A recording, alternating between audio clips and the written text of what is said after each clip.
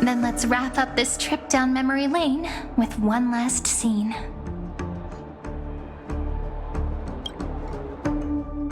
This absolute wonder.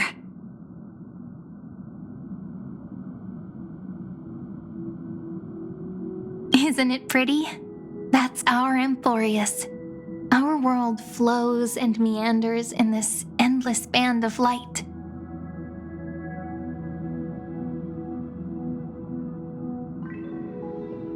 Though we were born from the designs of the gods and are not yet truly alive, the Chrysos heirs of Amphorius still chose to stand against fate and carved a legend no different from that of humankind.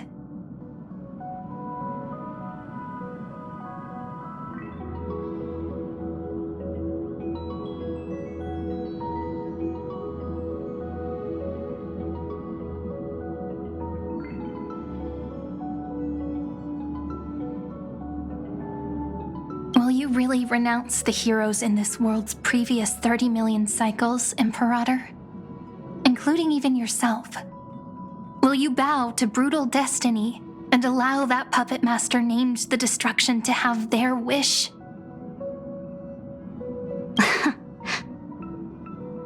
I know what you want to do, Sidekick. You want to use that Deliverer's memories to influence me and tilt the scales of law toward him and the two geniuses. You really saw right through me, Imperator. How can one rule an empire if one is incapable of understanding people's minds? I have decided on Law's final destination. However, before I move my next chess piece, before we go on, tell me this, Sidekick. Throughout his trailblaze, was there ever a memory of the ocean?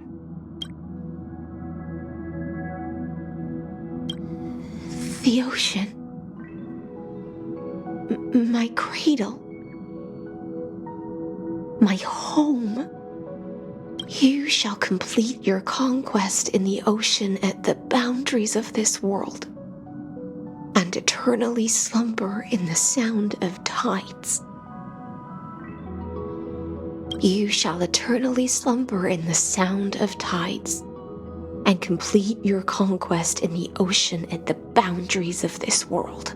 Our prophecies aligned as flawlessly as a sea snake circling upon itself, like the circulating ocean current, like our two fates, like Amphorius itself.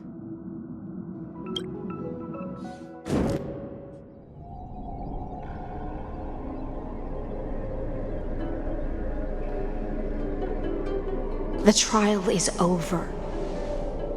So tell me, who will own the divine authority of law? I won't give it to anyone. What? I am the law. Why should I give my imperial crown to any other? Both the Deliverer and the Theoros came from beyond the sky. They have no right to interfere with the lands I conquered with my own two hands. The law of Amphorius shall be determined by Amphorius's master. What exactly did you see in the trial? Everything. I saw everything regarding the rules of this world's operation. I saw the laws of extrapolation that Theoros spoke of. I saw the ultimate protocol. As long as I offer a sacrifice of equal weight, I can rewrite the laws of this world according to my will. I can turn good into evil, ugliness into beauty, and weakness into strength. Fate gave me a very fair deal. One rule change for the life of one demigod. What are you planning to do? You can't guess?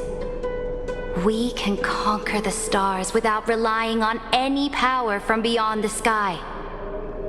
We just need to make some reasonable sacrifices.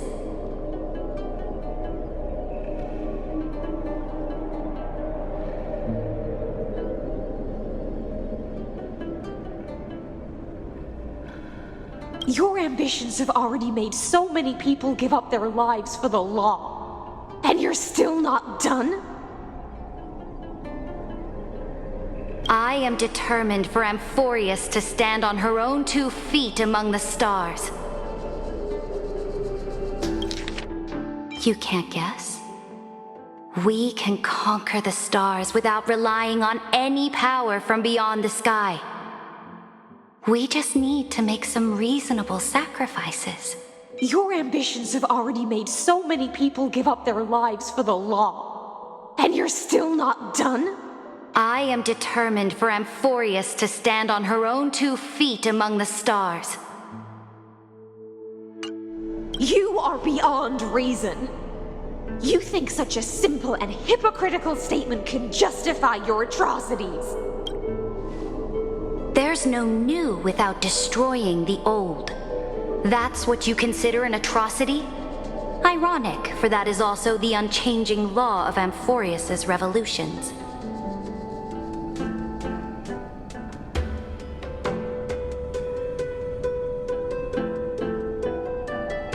Ever since the Flame Chase prophecy resounded in the distance, fate has decreed for the Chrysos heirs to ignite our blood and illuminate this dark age. People would still be puppets of the old dynasty if it weren't for my conquests.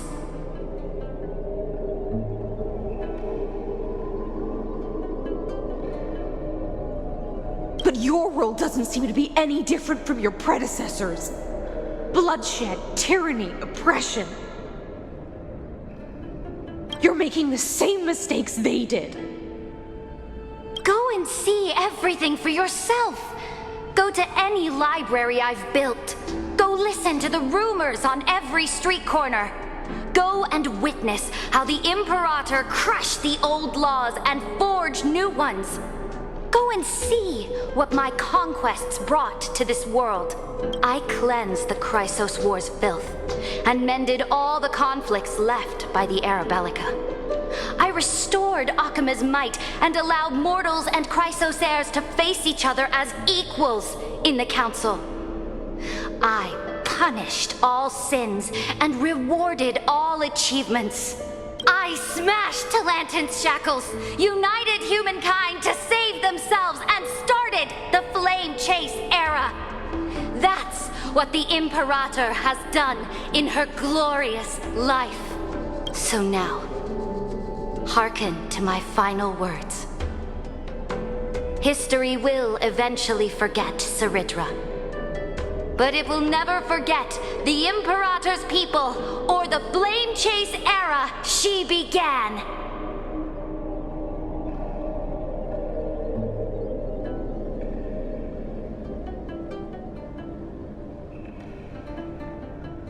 Final words?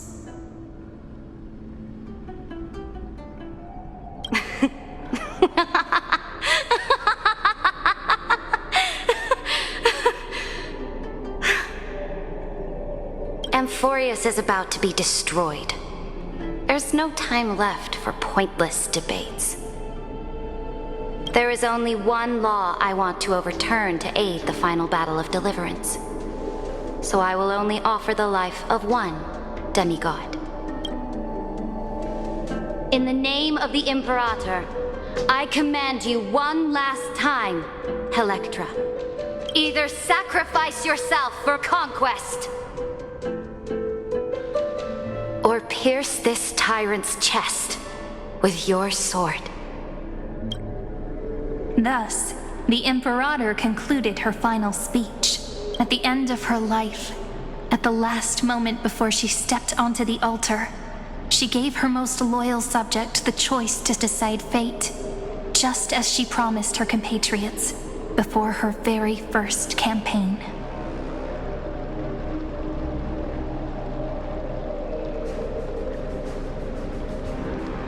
My blood flows in you now. Heroic compatriots, follow me, and we'll seize fate's reins! The Imperator fell.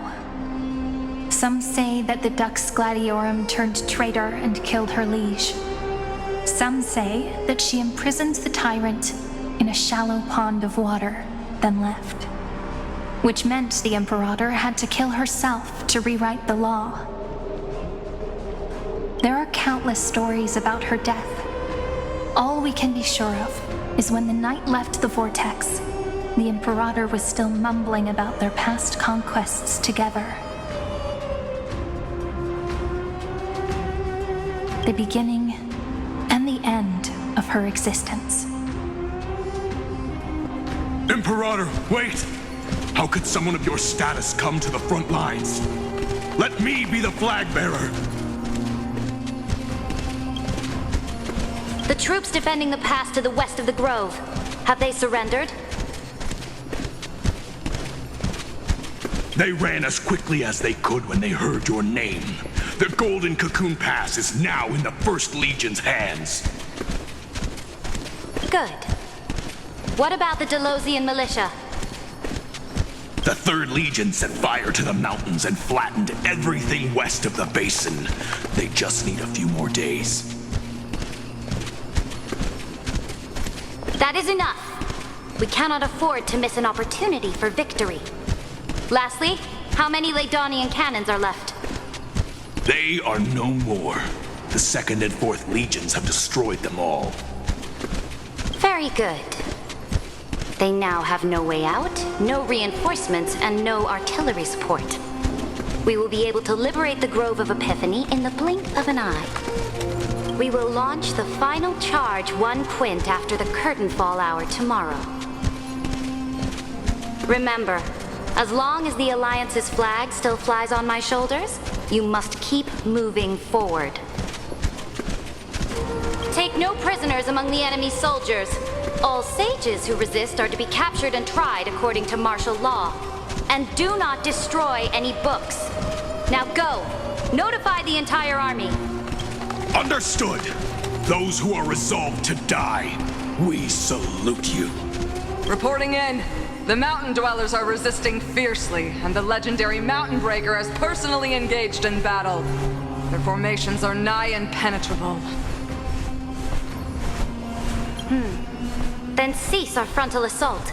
Send scouts to all legions and tell them to retreat into the Tritos Plains before the parting hour. Are you planning to surrender? It's a strategic change of plans. The seismic walking dragon is enough for that battlefield. Walking dragon? You mean that stupid beast, Terravox? What can they even do? Stupid? No. They are the wisest of all of Georios' creations. Only they can perceive the currents of time. Let them deal with their earthly brethren. We will advance and take the lead in defeating what remains of our enemy. I will deliver the most fiery retribution for the humiliation they dealt us, and crown myself with a god-slaying wreath. Understood. I'll see to it. Those who are resolved to die, we salute you. The Temple of the Three Fates sent a letter, Imperator. They refused to surrender and said this letter is their last warning to us. Tell the commanding officers not to launch any attacks unless they receive the Imperator's handwritten approval. Disobedience will be punished by death.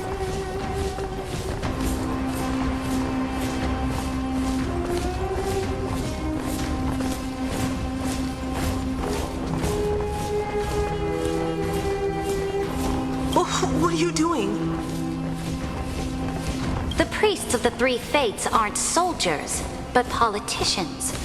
Do not mistakenly believe they don't have a plan.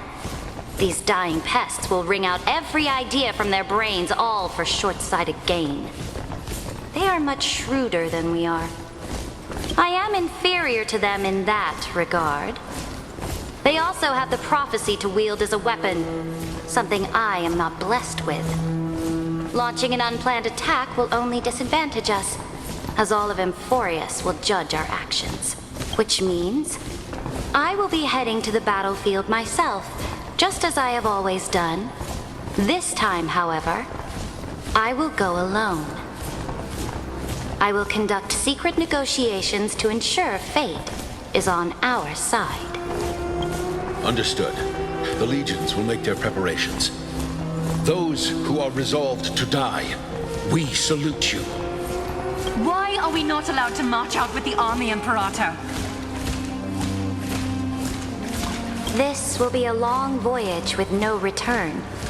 Those of you who bear the prophecy cannot come with me. Why are you personally leading this battle if it's doomed to fail? The Flame Chase journey cannot be without a leader. That is correct. The Empire will be without a head when the Imperator falls. But remember, as long as you seize the right opportunities, even a chaotic game will remain winnable.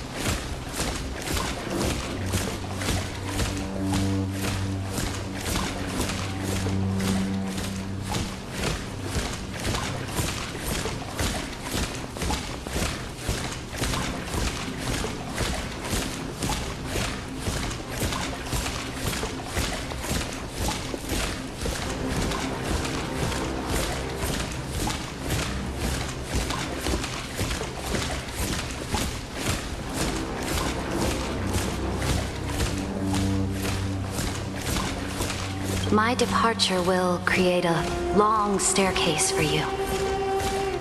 You will understand what I mean when news of my death reaches your ears.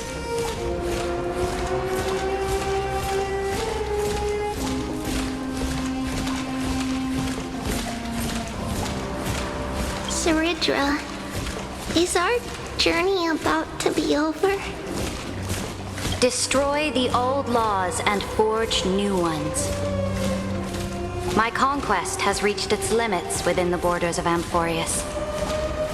Since the prophecy already decreed that the Imperator would never conquer the stars as she wished, I will bow out here and try no more. More Chrysos heirs bearing divine authority will be born, and many more heroes will arise. Will they demand peace or war? Will they resist tyranny, or become the next Imperator? I do not care. The children of the future will decide for themselves.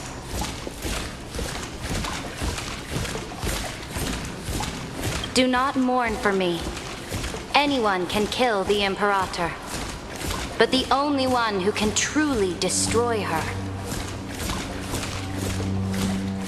is Saridra.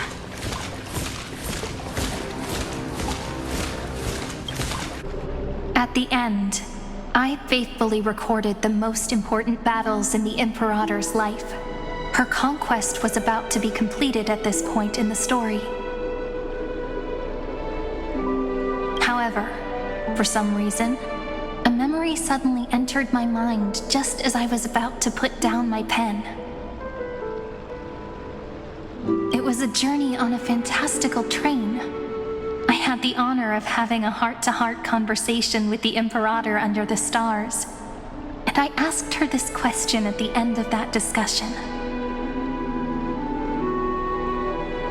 How do you want history to remember you? As a hero who gave up her life for the Flame Chase? Or as a tyrant? She answered so quickly, as if she had made up her mind long ago. I would rather be forgotten than be defined.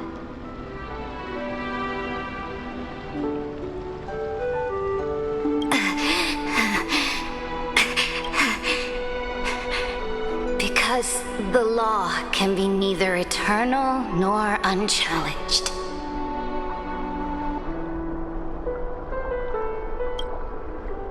And only humanity can pen laws into history's pages.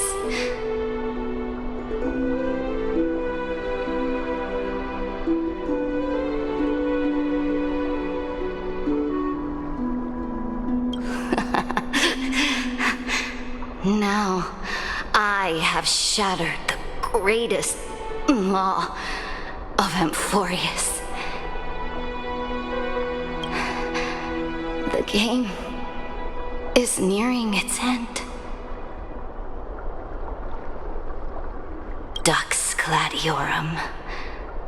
Even though you killed the Imperator in the previous 30 million cycles.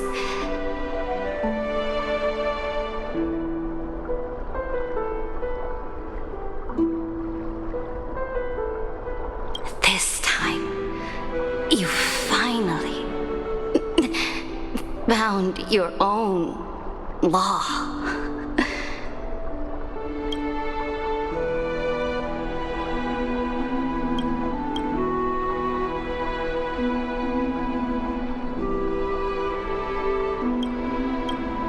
Then, High Sealants, Electra.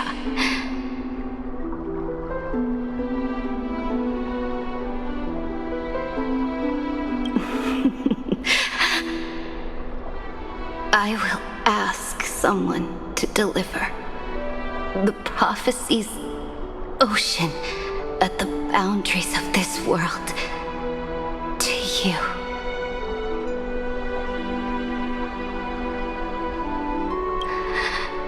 Will you choose to swim into that ocean? I do not care.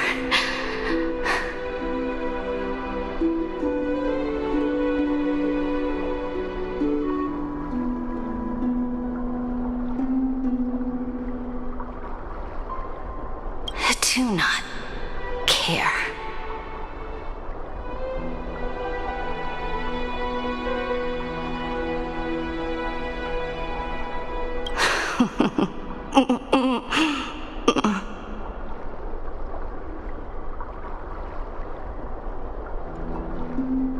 The Imperator muttered about her conquests, and news of her death spread in the city.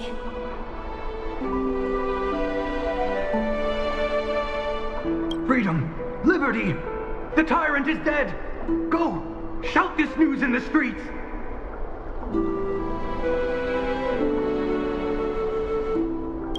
My people, my fellow elders, do not panic. Stand your ground. That usurper... People once cheered for my ascension. And now they cheer for my fall. No matter. I am fond of applause.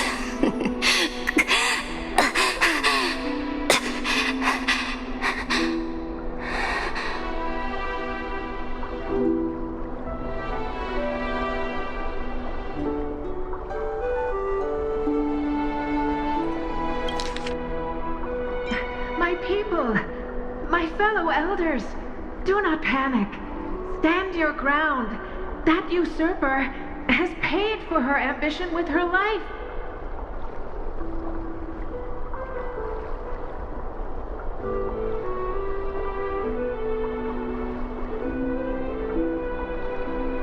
My people, my fellow elders, do not panic.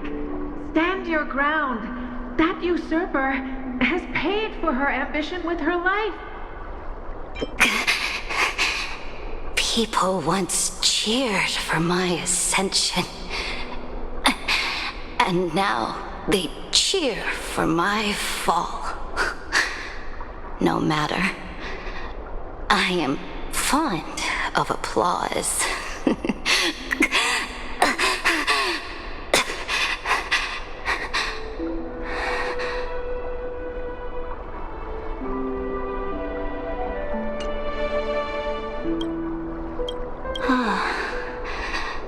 I see the cosmos, the battlefield that I cannot reach. I will return in the next cycle. The stars stars will hear my legion's war drums. Hear the great name of the Imperator. Hear Amphorius's Seredra.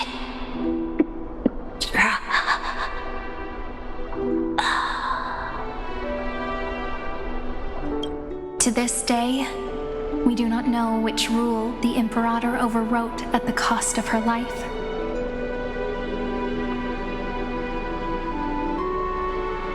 Perhaps the truth will only be revealed at the moment of checkmate, just like every chess game she ever played. We only know her death inflamed Akama. On one side of the city, those who defended liberty toppled her statues to the ground. On the other side, her supporters put themselves between the masses and her monuments, declaring loudly that the Sovereign is still among the people.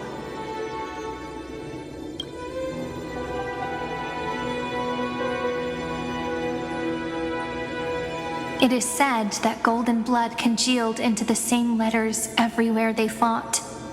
It was the name borne by Akama's first and final sovereign, the Imperator Seredra.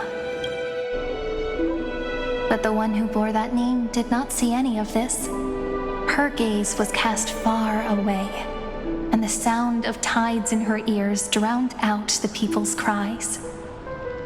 What was the Imperator thinking about in that prophesized ocean at the boundaries of this world?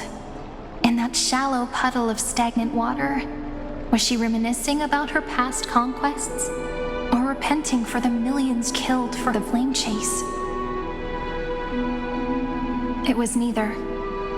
The Imperator only saw how the surface of the water gleamed like that crude chessboard, dissected by light and shadow in the afternoon when her teacher played against her for the first time.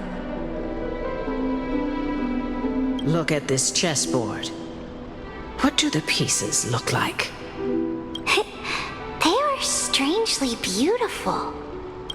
They look like the stars in the night sky ablaze.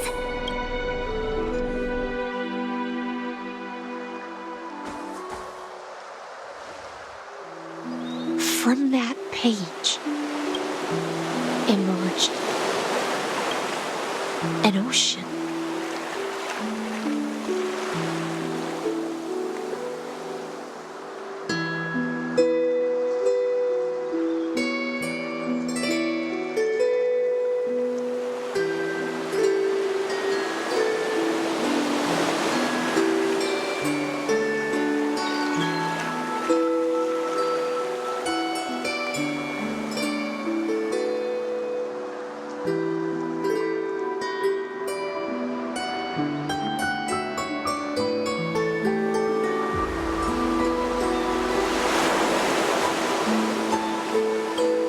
So vast, so pure, not a single trace of corruption. Is this Seredra? Electra, my subject. Ever since you walked out of the tainted ocean and pledged yourself to me, I have seen the abyss in your eyes and the emptiness in your heart. That was why I promised you a new ocean, where the Imperator's ambitions would serve as the currents, and loyalty would be its light. Electra, my subject. You have done your duty as my blade. The prophecy has now made its final decree on the road I intend to walk. My conquest is doomed to never reach the stars. But the Imperator never makes empty promises. So take this memory, this ocean, beyond the sky, as witnessed by the Deliverer. This is the final gift that the Imperator can leave for her subject.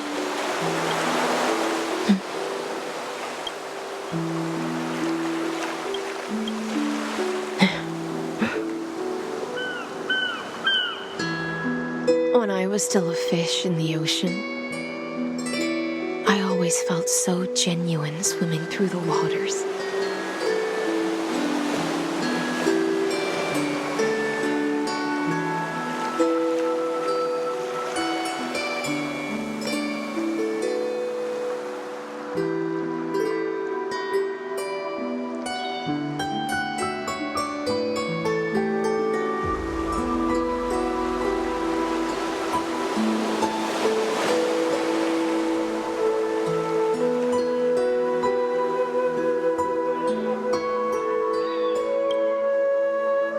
But once I stepped onto land, I found myself caught in a play.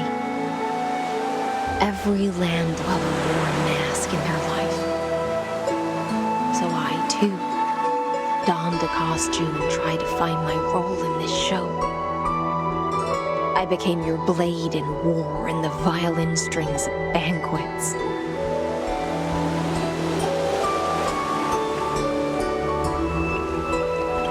Do you still not get it? I do not long for the oceanic depths of my homeland, nor do I crave the swelling seas beyond the sky.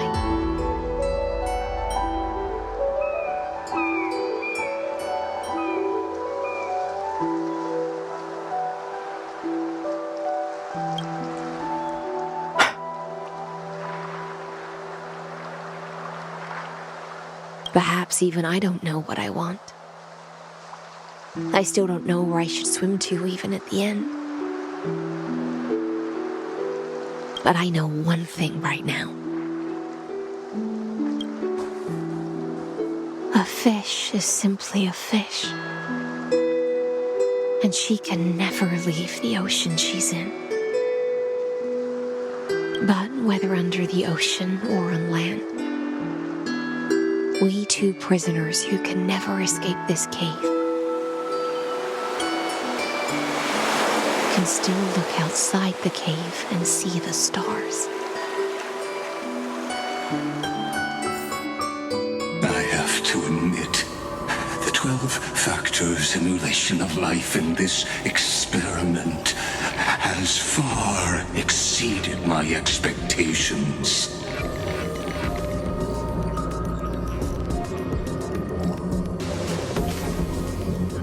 Make your choice then, Senior Society member.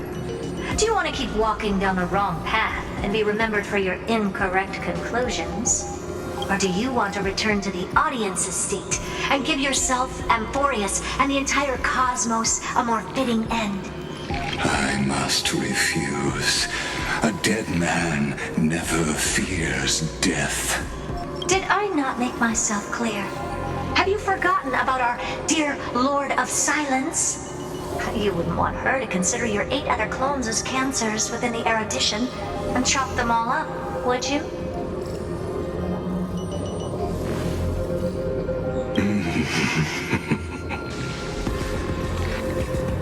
Your logical deductions are vastly different from mine. Therefore, allow me to provide one more academic recommendation.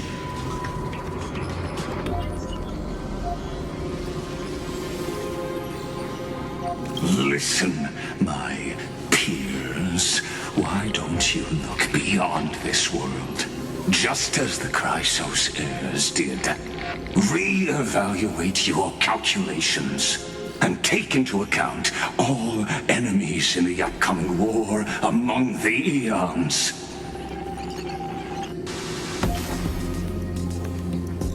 Amphorius is not a place where 3 paths entangle, but where 3 paths fight to the death.